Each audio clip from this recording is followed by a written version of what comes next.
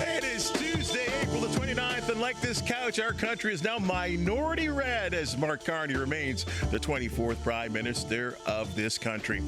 As you know, not here to talk politics because you're locked on to the Sportsline Podcast on the CHCH and Parrot media platform. Of course, I'm Bubba O'Neill.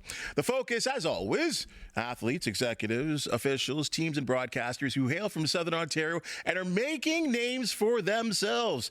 Today's guest, a dynamite example of starting from the bottom and reaching the top. Well, starting at an age that I would consider rather young, this Hamilton native has made excellent use of opportunities presented to him. From his years of leadership as the captain of the men's volleyball team at Ryerson, he's gained a valuable experience as an intern at TSN's Off the Record. Mark Roe's path as a broadcaster was being formed. With stops at TSN as a story editor, A Channel in Barrie, and the NHL Network, it was right back to TSN on a national basis as a host on SportsCenter. And if you're a tennis fan, well, of course, this fella has the Grand Slams covered. Let's bring in the local who's done so well. Mark, this is fantastic. We've been trying to connect for a little bit. I know. And it's great because you're now in Toronto, but a Hamilton guy, so you're making a stop in Hamilton, and we're great to have you here. Of course. This will always be my home, and it's great to have me. That introduction, I don't know if that my head, this is a big studio, but my head is going to get pretty big after hearing all that. I appreciate that. Thank you. No, I mean, it's amazing. We cherish people who have done well, no matter where they are at this point right now. But it's the dream started in Hamilton as a little guy at some point, and let's kind of get into it. But before we get into the career stuff, this Battle of Ontario, because everyone's talking about it right now, isn't it incredible to see the province like just so into hockey at this point? It is, and it's funny you brought up my university days. The last time that the Leafs and Ottawa battled each other was my first year at Ryerson University, and I remember being downtown, Game 7, when Nieuwendyk scored those 2 goals against Patrick Lalime, and riding the subway, and the conductor is making fun of Sens fans as he's saying, "Next stop, Spadina. Here's a tissue for the Sens fan," and stuff like that. But it's great. It's long overdue, and for my age, that rivalry maybe resonates a little bit more than say the Montreal Canadiens, because there's been more playoff history and stuff. And deep down, I'm a little happy the Sens won Game 4, just because we want more, right? And from this area, whether you're a fan or not, or in terms of being a broadcaster, it's always good that the Leafs keep playing. It gives us more to talk about. But it should be fun to see what happens. You just stole the words right out of my mouth that I said 24 hours ago on our sportscast on CHCH News. Is that, I mean, I don't have a skin in the game. I'm a suffering Sabres fan. Okay. Jeez, you need the tissue. Dude, I've used them all up. Okay? I mean, is the fact that when Sanderson scored, I went crazy because we want more of this kind of drama, this back and forth. As you know, if it gets a little deeper into a 6 or 7 game situation, both fan bases are going to be going crazy, of course. And I said the key word for Leaf fans is that the seed of doubt has been planted, perhaps. Perhaps, yes. They have not done so well in series clinching games. Just the one playoff series that they've won since that 0-4 victory against the Ottawa Senators. And you go back home, they haven't won at home, a playoff series since 0-4. So let's hope. I'm impressed with the composure that the Leafs have played with. And you look at every game and the structure and stuff, and I know some games they've been outshot, but even Game 4, I thought they played really well. And so if you're Toronto, at this stage, especially for that core, you can't be worried. You got to go in thinking, okay, Ottawa's a nice story, but we are a legit Stanley Cup contender, and you at least have to have that sort of mindset, and you go in and it's business. You go in and you take care of business. You end this in 5 games because you have to have the mindset that this playoff run isn't going just another week or 2. You have to think another 6 weeks. We're doing at least what Edmonton did last year, if not more. So 5 games compared to 7 games means a lot in the first round. Are you one of those guys, because we have the 5 Canadian teams that are in the playoffs right now, that the Cup has to be coming back to the country? I'd like to see it. It's what 93 is a long time ago, and I'm less encouraged than I was a couple of weeks ago that it would happen, given the issues that the Winnipeg Jets have gone through now with the St. Louis Blues. Obviously, they can still win that series. I'm not as much of a believer in the Oilers as a year ago. I don't think they're as good of a team, but they're certainly doing what they did a lot last spring, and they're finding ways to win against the Kings, and so that's now a best of 3. But it has to. Like I know that Canadians individuals win it every single year, but there needs to be a party somewhere in the country that celebrates a Stanley Cup, and it's long overdue. And there's so many hockey fans out there that never saw it. Or certainly don't have memories of the Canadians winning in 93. Or if you're in this part of the province, you don't want to remember that the Canadians won it in 93. You've never seen it. You've known nothing but heartbreak and disappointment and... maybe this is the year. Yeah. Maybe this year. And if it's not, it'll always be next year. Of course. It'll always next year. Let's talk about, you talk about the fact that there's these young hockey fans that don't really know anything about winning a Stanley Cup. But I want to know about a very young Mark Roe. Okay. And what was it like for you, again, growing up in the Steel City? And, was sports your thing? Like, what did you do when Mark Roe was running around as a 10-year-old? Ask that question to anyone that knew me, and they'd laugh at you. Is sports his thing? It's his only thing, right? Okay. And I had that. So I was a young kid in the early 90s. So you think of the Blue Jays, you think of Gilmore and the Leafs. Wasn't the greatest for the Ticats, but I still would always go to games and stuff. And nothing else in life mattered. Like, you didn't have... a family that you were raising, or you didn't have a job that you were worried about, or bills and stuff like that. So all that mattered was the Blue Jays winning another World Series, or, the fact that Gilmore got high-sticked and Kerry Fraser still owes us a penalty and stuff like that. No, you might hate me for this. I'm also a Cowboys fan. So that, it doesn't, I know. Podcast is over. No. Thanks, Mark. I'm a Bills fan. Yeah. So, like I have, great memories of, especially the first one against the Bills, because that one was over after the first quarter. Anyways. 52-17. But that was the driving force to where I am now as a broadcaster, where it started just simply with sports. And knowing I wasn't good enough at sports and thinking, how can I get into it? And luckily I had a family member that was involved at TSN, and that was my foot in the door, and kind of here I am. Well, and that's what amazes to me when you do a little research about yourself, is that this TV thing for you actually starts much younger than many people. As you said, you did have a family member to sort of get you into the right place. And off the record, like at that time, that's steamrolling all shows at the time. So my first day at TSN was 1998, and I was a 14-year-old.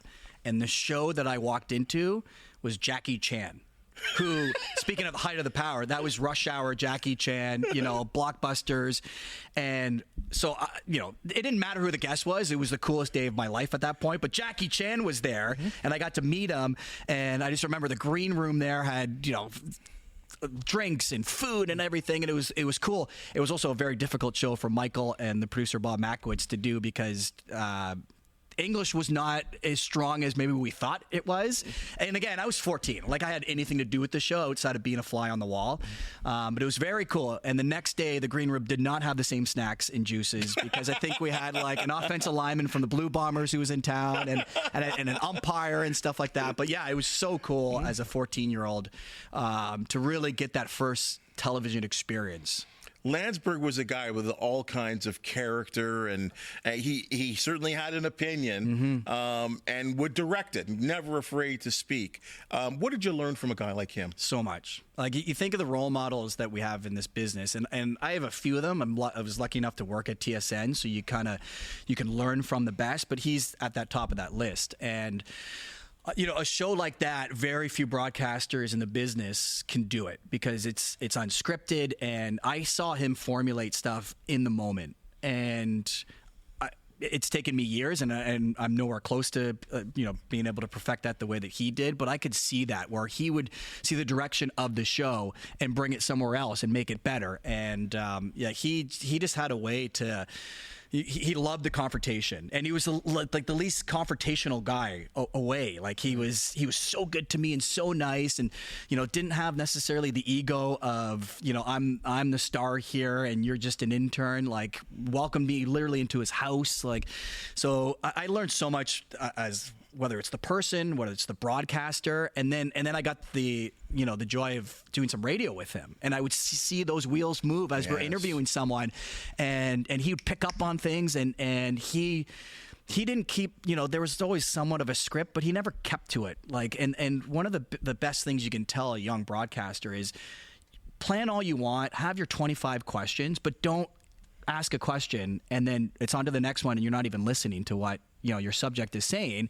And he was great at that. And he'd be like, "Well, wait, what did you say? What did you say there? Like, that's interesting." Like, and let's go down that road. Yeah. Right. And you might discard 10 of the questions or all the research you did. But he always made the show better. And boy, like I was so fortunate to be in that spot. And again, grateful for all the support that he's given me. How old are you at this point? So I started when I was 14. Wow. I was what high school you Westdale. Okay. So and I wasn't even in conjunction with Westdale. I'd go in the summer. I did some March breaks. Like and that, again, he was like, whenever you can come. And again, they weren't relying on me to do, like when I came, it was like, let's give this to Mark.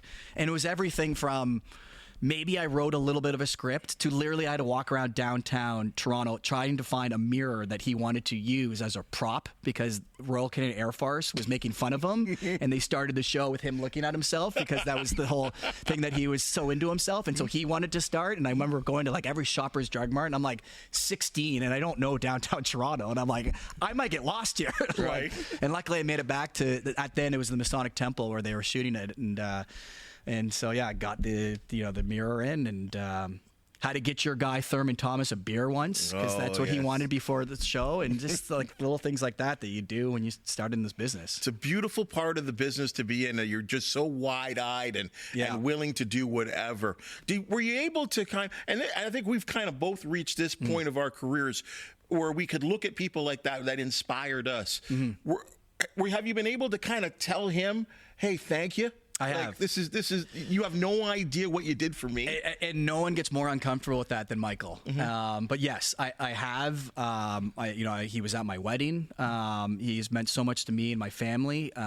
He has meant a lot, and his new crusade, or not necessarily new, but he's no longer at TSN, but mental health is what he's passionate about, and he's helped family members within my family on that topic and has done so much and he's not doing it as a favor. Like he does it, he recognizes it and it's like we can share in this. And I know that's the best way to get through something like this. And, it goes far beyond, teaching me what it's like to be on air. And, but yeah, like I hope he knows, and I know I'm not alone. I hope he knows how many people that he has affected in our business in such a positive way. Let's take you to about 20 years old now. Okay. Where are you right now? So I'd be in university playing volleyball, taking radio and television arts, which is big program at what was. So you've decided TV's your thing. Oh yeah. Like and I was dead set also on Ryerson because Michael went to Ryerson, and a lot of other good people. And good I also program. And I wanted to go to university and. I don't know if that was necessarily, in that moment, I thought that way. If I'm talking to someone at that same age, I might say there are so many good college programs too. And maybe it was the volleyball thing that affected that I wanted to do 4 years and I wanted to play if I could make it at the university level in volleyball and family members had gone to university. And so maybe that had that stuck in my head, but that, it's obviously a great program and some of my best friends have come there and, learned a lot. So, it's being downtown in Toronto in your early 20s, getting to play a varsity sport and, go in this program that's world renowned and, helped me out a lot. It's a pretty fun time. How does the first big break come your way? Well, my Aunt Helen LeBeau, who worked at TSN for 18 years, one of the first employees back in 1984, At the time that I was going in, I think she was overseeing post-production, so all the editing. And she had, a couple years later, went to Chorus. She became a VP there, very successful. She's already retired and does some consulting work, but is one of the people in my life that I owe so much to. And to this day, she's one of my biggest supporters. But she was the one that recognized it and said, okay, come to work with me. And I didn't necessarily work with her. She got me literally in the building, and she knew Michael because Michael was also one of the day one employees, and dropped me off and essentially said, "It's on you now. I'll bring you here, but you're not getting anything special from me while you're here." And it's I know that most people can't get this opportunity, but to think that you want something at 14 and then get to try it out, because so many times you're like, okay, no, this is not what I want. Like, how many times do we change how we think and what we want in our 20s or 30s, right? Yep. So to think that at a young, as just barely a teenager, just to get my feet wet and think, okay, no, this is even better than I thought, and this is what I want. And as much as I really took to the whole production, and I didn't just want to be like, don't care about camera, don't care about audio, I just want Bubba's job, or I just want Michael's job, or you know what I mean? I did see what he was doing and think that's what excites me the most. And maybe that Ryerson was the best program for that, because they do force you. You're not going to pass you're not going to get your degree if you aren't doing everything. In fact, I barely did any on-air stuff in university. But you're on the road. And I know, and it's funny because you were at TSN, I was at Sportsnet, but it's known as the road. Yes, and that's where it all begins, and you're cutting the highlights, and you're kind of feeding the announcers that we're looking up to, that maybe one day I can be that person. Yes. But it's such a learning process, and in many ways, I think in my own experience, it's tough. Yeah. You either make it or you don't. Yeah. And I'm sure of many examples of the ones that didn't make it or just weren't good enough, and they get rid of you.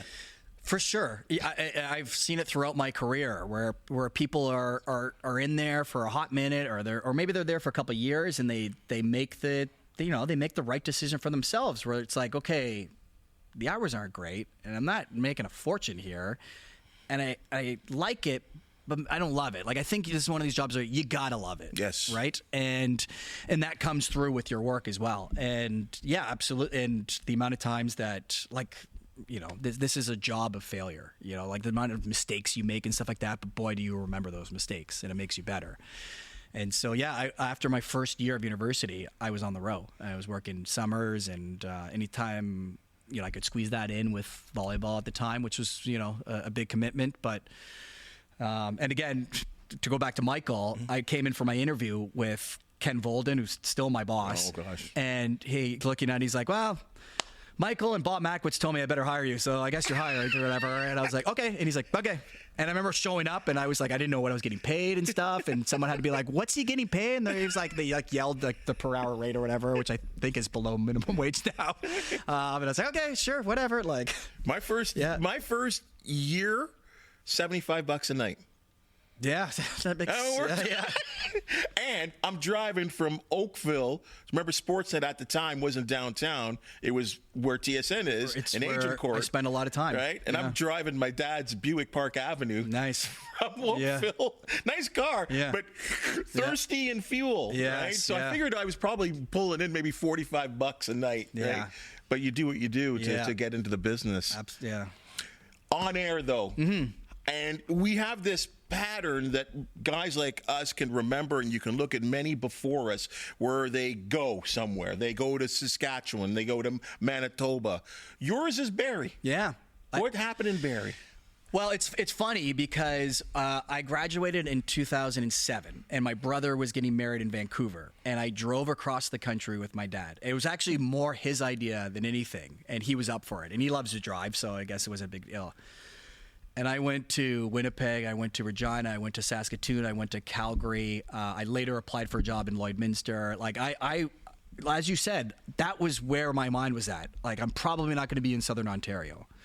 And I didn't get the job in Lloydminster, and had that moment of like, maybe this isn't happening for me. And 6 weeks later, 2 months later, Barrie has an opening, and I applied for it, and I got it, and it was like, holy, this is like, might as well be Miami compared to some of the places that I would like research and be like, okay, I guess I could live in Red Deer. Like, I'm single. They've got a keg. They've got a couple restaurants. It's so yeah, it was amazing. 4 years in Barrie, and it's so funny looking back at it because I got hired with Catherine Dolan, who after a year got hired by TSN. Her replacement was Kate Burness, who got hired by TSN 6 months later. And we're auditioning at the same time. And I was so happy for her. But in that moment, if you're human, you're like, damn it, And I look back and go, I wasn't ready. I had four. It's almost like I got my undergrad from Ryerson and my master's in Barrie. And it was the perfect amount of time. I covered some good Barrie Colts teams.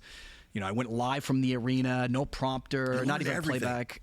You do everything. Yeah, I edited. We were tape to tape editing, which most people listening don't really know what that means, but it's archaic. I was shooting everything, and it was awesome. I had some moments, I'm sure, where I was like, "Am I ever going to get out of here?" And I want to get back to TSN, but. Great people that I worked with, great people in the community. I'll never get recognized more than I did during those 4 years at the grocery store, the gym, or wherever. And it was just the perfect dynamic of being somewhere local and kind of small. But Toronto's just down the road. I could see my friends. I could once in a while cover a Leaf story. So, yeah, it's that opportunity that... Great for me. It's unfortunately not happening to enough young broadcasters. That's a great point. And I think when I think of my years at CHCH compared to my years at Sportsnet, as you have done in reverse, kind of, is that when you're working in places like markets like Barrie and Hamilton, you become, in many ways, as you said, you were recognized everywhere you went. You become a part of the fabric of the community, and you get involved in the community. And there's a couple of things I happen to notice you doing in your days at A Channel, and maybe you can kind of let us know about what you're doing here. Like, what's happening? Oh my! What's happening here? Yeah, this was the Dare to Remember, and so yeah, this was figure skating or trying to figure skate. As you can tell, I didn't grow up playing hockey. I'd like to think I'm a better skater now, which isn't saying a whole lot, but this was. But we're gonna say this is for a good cause, and nowhere like. Growing up in Hamilton and not playing hockey didn't seem like a big deal. Like, I had a lot of friends who played basketball. I played volleyball, obviously. You go to Barrie and they find out you didn't play hockey and you skate like that. Like, they're like, and you're reading our highlights? Like, I'm so glad that people kind of look past this. I'm just as good as you. Right? Really. And the Mariposa School of Skating obviously is huge there, which is the figure skating that's produced, Elvis Stryko and Jeff Buttle and countless foreign skaters as well. And so, yeah, that's what that's the fun of the job, is putting yourself out there, first off. I played in a Globetrotters game and got, I don't know why I thought I was going to get a clear lane to the basket, but I went for a layup, and suddenly a 6'8" guy, rejected it and almost, hit me in the face, and he was like, "What are you doing?" And I was like... Because I was playing. And you're not small. No, but I was playing for the Washington Generals. He's like, "Do you not get the script? You guys lose." And I was like, "They just told me to go out." And that was in the arena. There was probably 2,000 people watching, and so yeah, it's like those are the things you do for local television. Yeah, it's a wonderful time. You're willing to try anything, and you're in that age where you're willing to try anything. Yeah. But now, I guess your career is getting defined, and I think what you said there was a really good point. And I know Kate has told me the same thing, is being in Barrie, because you're still a stone throw away from Toronto, people are watching you. Yeah. And that opportunity at TSN or the NHL network comes your way, and you're all over it. And whether you knew how to skate or not, the NHL network opened some real big doors for you. It did. It was, I had a couple of shows thrown my way in 2012, and I didn't really know where that would lead to. I think it was exciting to be able to do it. Probably the most nervous I've been. And I looked back and I was like, why? It was like, I was insulated by more people, and it was a Saturday night. So it meant that most people probably weren't watching us because they were watching the Leaf game or the Canadiens game or whatever. But it was a lot of fun. And then a few months later, the boss asked, do you want to, do you want to join us for the next, I think it was a 2-year contract they gave me. And I remember walking in and they gave me the price of it. And I remember thinking in my head, oh my God, this is great. This is more. And he was like, listen, that's a fair price. I know how much money you guys are making or whatever. And like, he thought I was going to like negotiate up. And I was like, no, I'll sign it. Like this is more than I'm making in Barrie. And looking back, I probably should have, but like, who cares? Like you say, it was the stepping stone to some great stuff. And I was on the road for a lot of stuff. Stanley Cup final in 2015, outdoor games. Again, just doing stuff that I hadn't done before. And that is the key to this broadcasting business, is just testing yourself, whether it's a sport you don't know or going live in the field and you've never done that before. Some anchors, they've had a little bit of experience away from a teleprompter, like getting away from that kind of stuff really helps you become the more well-rounded broadcaster and frankly, the one that survives our business at the moment. No doubt. The best part there for you, and I think we understand this, and you build relationships with the people that you're working with. Mm-hmm. And many of those people that you're sitting there on the desk with are former National Hockey League players. And that's fun, isn't it? Because then you get to see, because all we know is the hockey player for some point. Then you start to see it's just a regular guy. It's so true. There are times where you're having conversations with them and you're like, yeah, they're just a regular guy. And I remember I was talking with Jamie McLennan, Noodles, and we're talking about buying houses because I was moving from Barrie, and I was like, oh, I can't believe this. He's, yeah, I can't believe this. And he's like, and then look at this house. And he whips around his laptop, and he's looking at a house that's like $3 million. And I'm like, okay, we're not having the same conversations. But no, but you're true. Like everyone, to be honest, like, there's no one that I work with that has this kind of pompous ego, even though like you might have a Hall of Famer, or you might have someone that, has millions of dollars in the bank. Like I honestly, like, I never go into work thinking like, okay, like I'm going to be, I'm going to be treated like the small person in the room. And it's, I guess, maybe a testament to the people we work with. Maybe it's the sport, of hockey that, as a Canadian player, maybe you have that perspective. I don't know, but it's been great to work with them, and I'll never.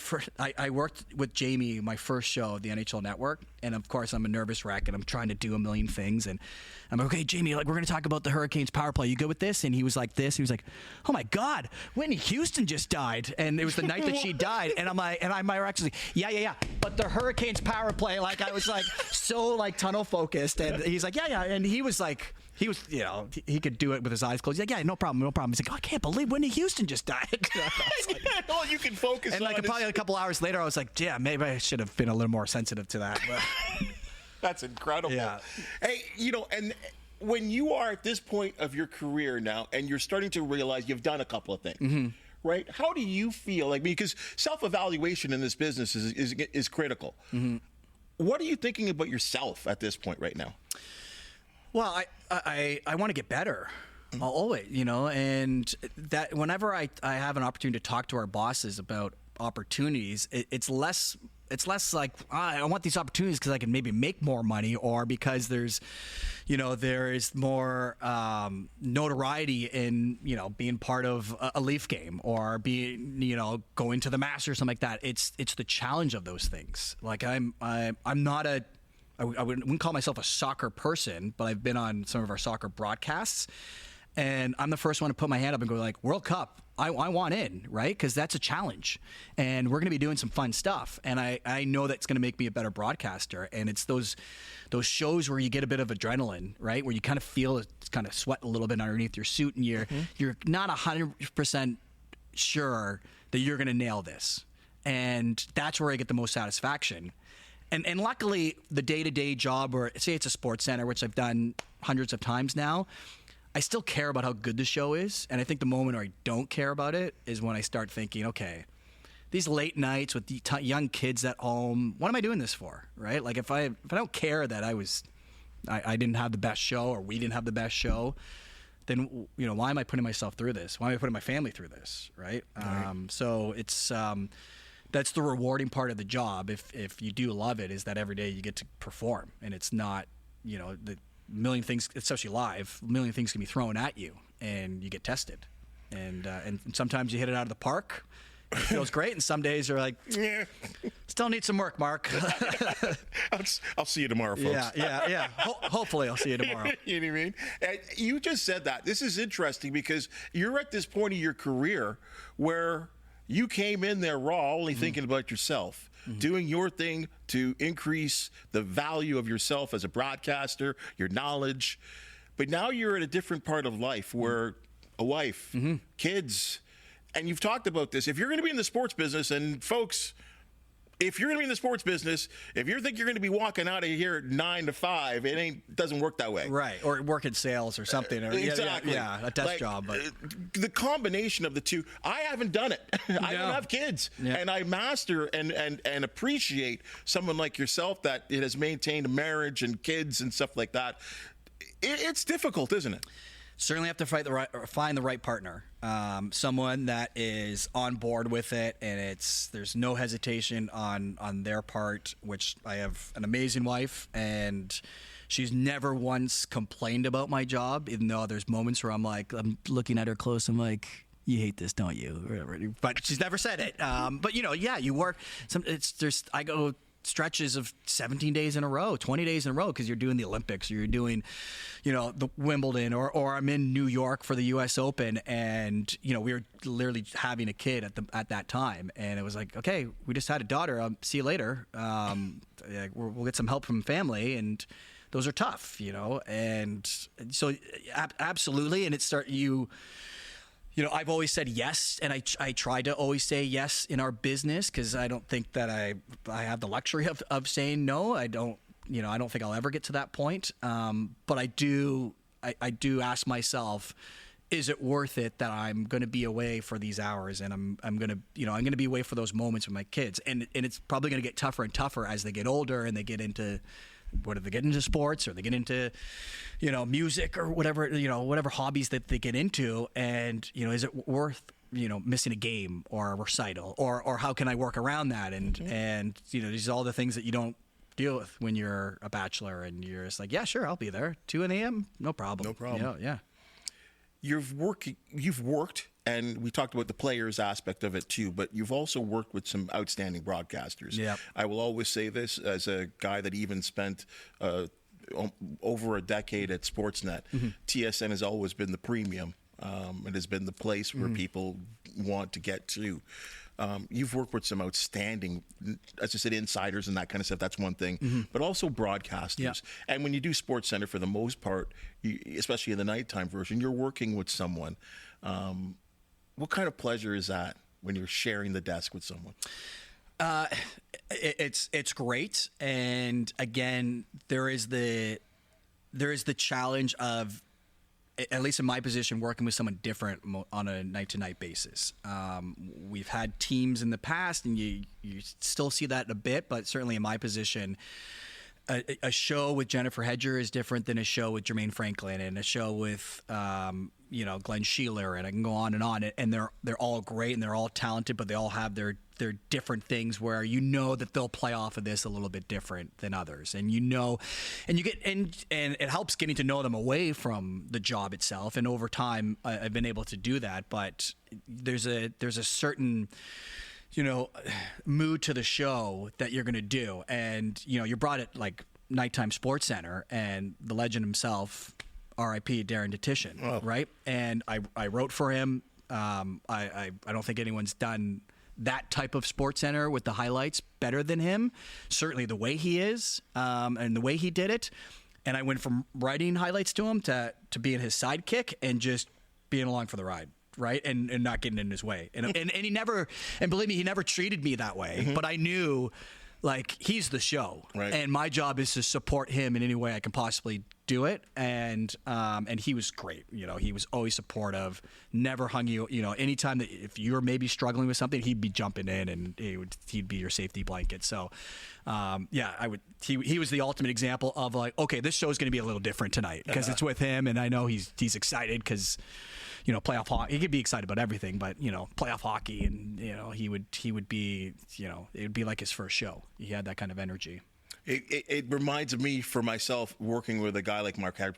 Yeah, right? yeah. Just incredibly full of knowledge, but got the big personality. Yeah. And you're right. You got to find a way to kind of just work with them and let them understand they're the guy, I'm the young guy, right? And roll with it. And you learn a lot in that sense too, and you understand why they've become, so accepted by the public because of that particular talent that they have that, as you well know, you can't fake it. Yeah, no. they're just that personality is just something that's bred into them and into us in many ways that you just can't duplicate. And that is one thing I've never said about my colleagues is that they're fake. Mm-hmm. You know what I mean? Like people always want the dirt, which unfortunately I don't have enough for people. I don't really have anything because they're all great, and there's some maybe funny things that you can tell, but there's if you say, what's this person like? For the most part, or not for the most part, they are all as genuine on air as they are off air, and maybe as a viewer, you're like, well, I don't really like what they are on air. Look, that's your choice. And there are more than enough people that probably say that about me as well, but it's not like they're putting on an act.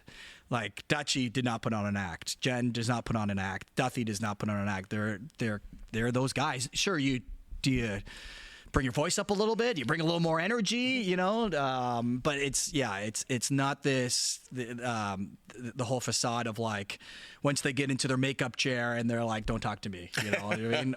Or they're just a totally different personality. I would find that exhausting if you were like that. I don't know how you would get through this business.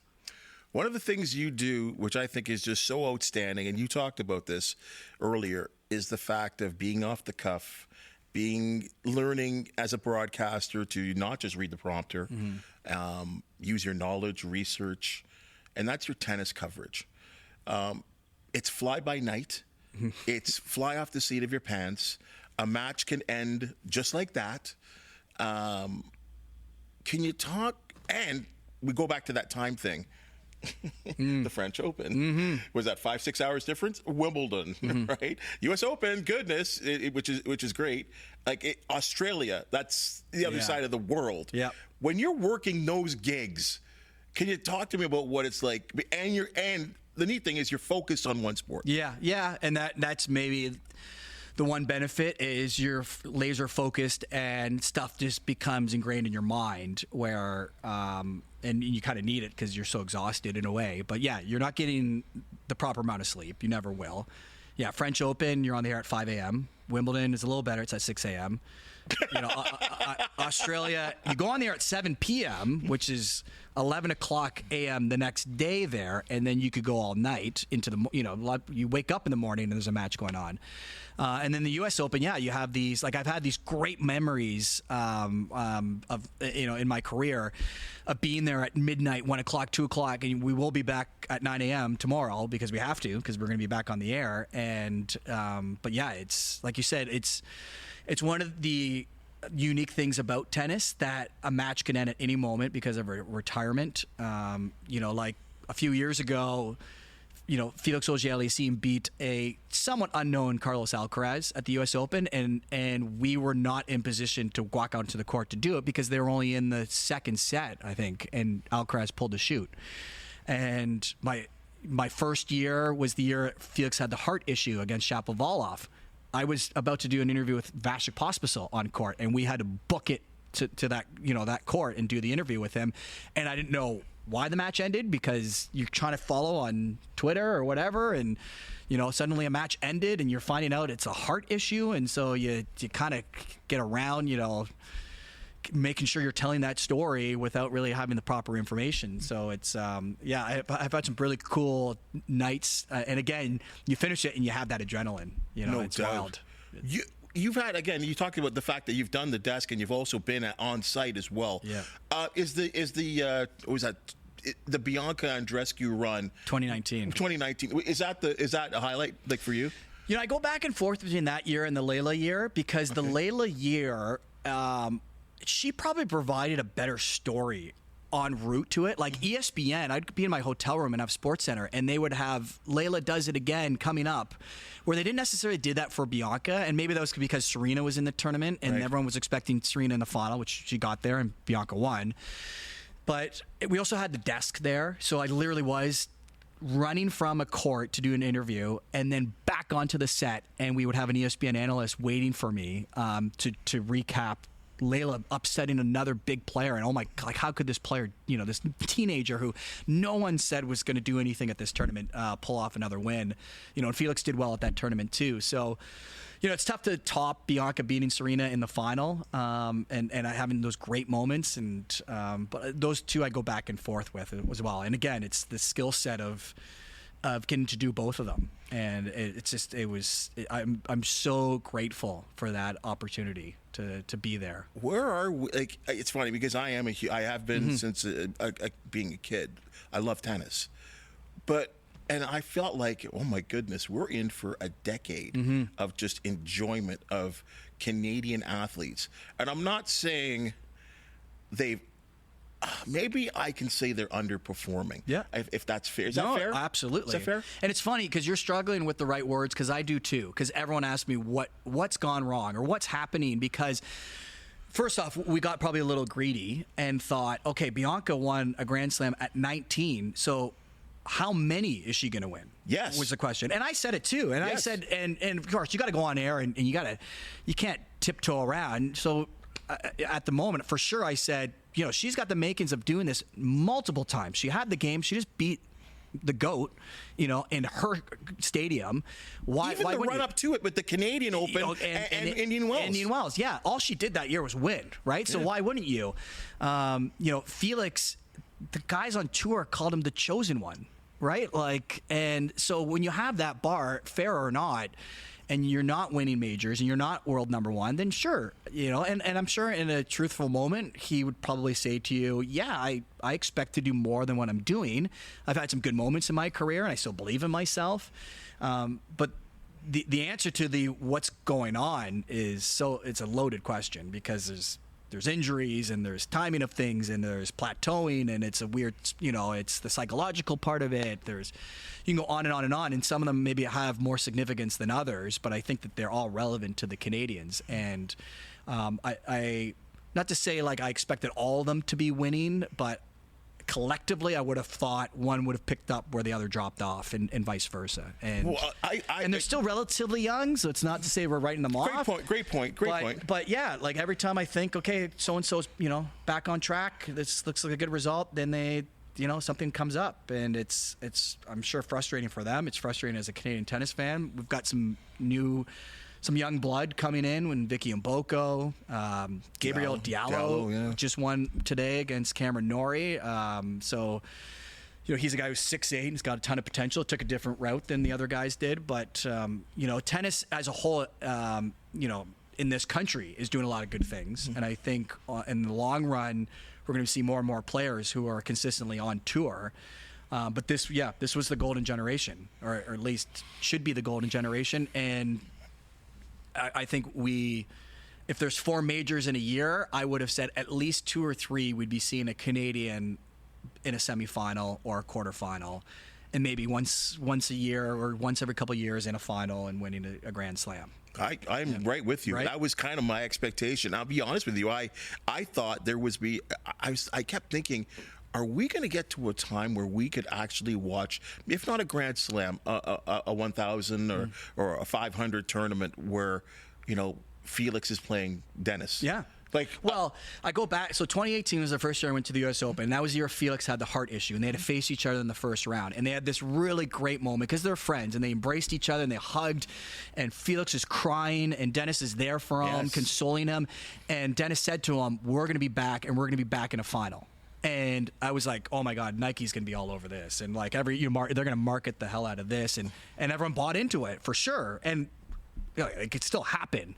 But where are we now, 7 years later? And it hasn't really even, both have reached the semifinal at a Grand Slam, but they did it in different times, and it's tough to forecast both of them at the same time going on a long run. I hope it happens and be a great story. Absolutely. Good for TSN, that's for sure. That's for sure. For sure. Hey, as we kind of close up, I have to throw you this question.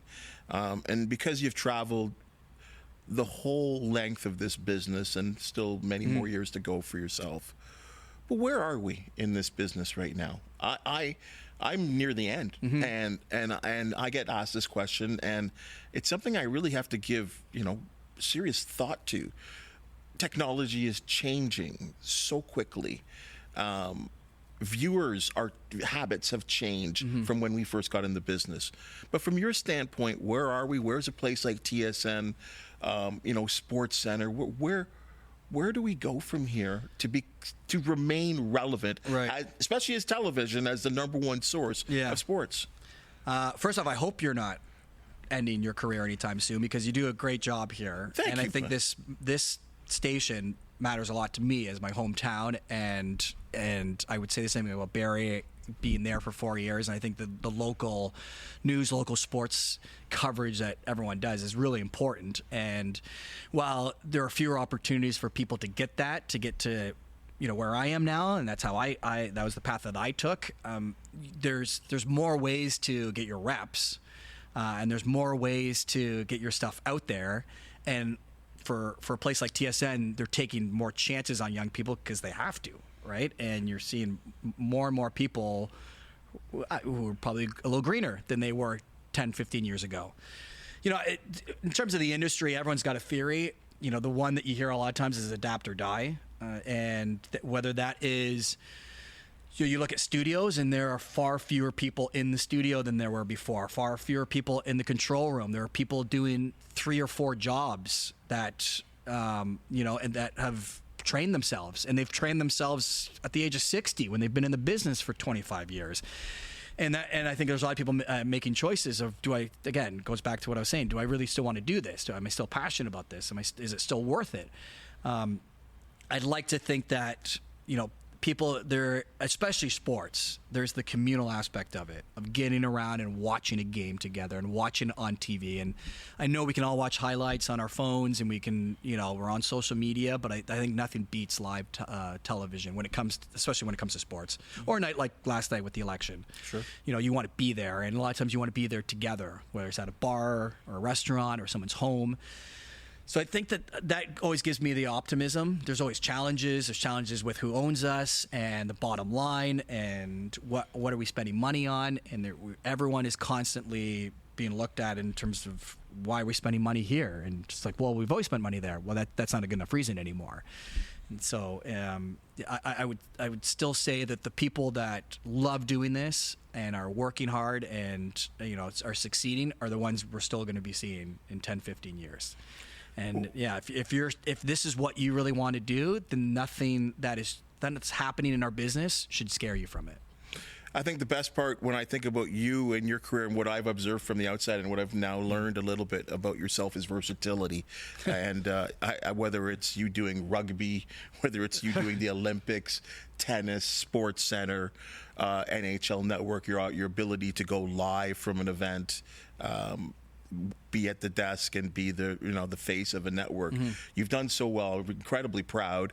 A guy from Hamilton doing so well, and as I said, and most importantly, being able to conduct that and run a family and be a father and a husband too. So you're to be congratulated, and we certainly appreciate you coming into the Sportsline podcast. And I know there's a lot of people out there that are seeing this podcast right now because we do okay. Yeah, and that. They're like, I didn't know that guy was from Hamilton. It's a Steeltown guy. Hey, right? Every time Shea Gilgeous-Alexander's in a highlight, I say he's from Hamilton. Yeah, because there's a couple people that say Toronto. I know. I have literally corrected people on the air. Thank you. And I know Mackenzie Hughes likes Dundas, not Hamilton. There you so go. I do say that. Thank you very much. Yeah. So I try to do my part for my hometown, which still means, obviously your hometown's always going to mean a lot to you, and I'm always keeping tabs on what's going on downtown and what's going on, obviously, with the Ticats. And, even though I didn't go to school there, and I hated them when I was playing, I always wanted to beat them, but McMaster, too, always feels like the school that I never went to, but kind of went to in a way because I lived close to it. So, yeah, it's,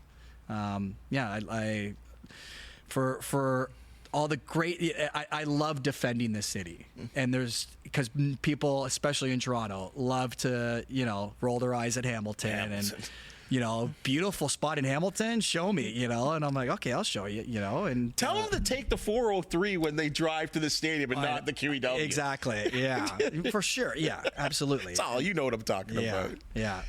Thanks for joining us, partner. Thank you, Bubba. We really appreciate it. Thank you. That's your Sportsline Podcast for the day. And if you've just seen and heard, we love talking to local folks who are thriving in the sports media world. If you do know of an athlete, team, or book to promote, we want to hear from you. We'd appreciate it if you hit that like, thumbs up, 5-star, and subscribe button. And if you have something to say, please comment. And while you're at it, have a watch and listen to the other informative podcasts CHCH and Parrot do have to offer. For the outstanding folks that make the Sportsline Podcast possible, thank you so very much. See you tomorrow.